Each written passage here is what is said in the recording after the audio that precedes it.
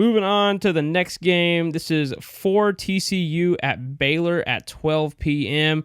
This game, and we talk about, continue to talk about playoff implications. TCU, this is a must-win game, right? But Baylor also coming off a huge loss to Kansas State, 31-3. I mean, I think that's the biggest margin of loss they've had all season. This was not a good loss. They're 6-4 now after that, 4-3 in the Big 12. Horned Frogs, obviously 10-0, undefeated in the conference. One of only 4 undefeated teams in all of FBS. The matchup predictor is 51% in TCU's favor. The spread, however, 2.5 points in TCU's favor.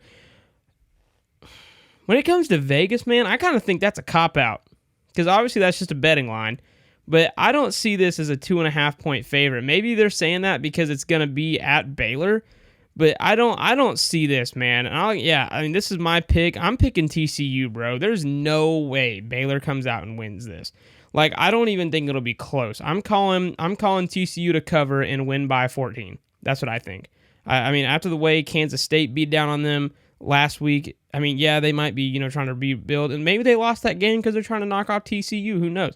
May have been a trap game for them. We talked about that a lot at the beginning of the season because we see those a lot. You're trying to knock off a big team. You don't focus for this week, and then, boom, you just take a huge loss, and then you knock off the team the next week.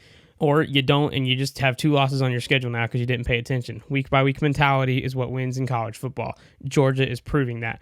Not to talk about Georgia a lot. Obviously, I'm a Georgia fan. Go Dogs. Anyway, I got TCU to beat Baylor on the road at 12 p.m. by 14 this Saturday. Yeah, Mason, I think it's a great pick, and I don't know honestly what's going on there, because the FPI is giving TCU a 51% chance to win, only favoring them by 2.5 points. I don't quite get that, because Baylor, no disrespect to Dave Aranda, but Baylor's had an off year. Giving up 31 points to K-State, only putting up 3. I mean, Baylor has had a really rough year. I don't exactly know what the deal is there, but all that being said, I don't think there's any way Baylor gets this win in Waco this weekend. I think TCU is going to go in there and show why they're the number 4 team in the country and roll on to Week 13 as the number 4 team in the country and top of the Big 12. Yeah, I completely agree with that. I do not see Baylor coming out with this one. I think the defense at TCU is really well. I mean, look how they played on the road against Texas. Like two road games in a week for any team. 2 road games in 2 weeks is difficult for any team in the Power 5. Okay? I mean, this is going to be difficult, right? You go to Texas and win on the road, and then you got to go to Baylor and try to beat them on the road as well. Now, I mean, I don't think that'll be a problem. I think Max Duggan's been playing really well. I think the defense has been playing phenomenal, as we saw last week. And I don't think that Baylor's defense is good enough to hold up to Max Duggan. So in the TCU offense. So I really think TCU is going to take this one.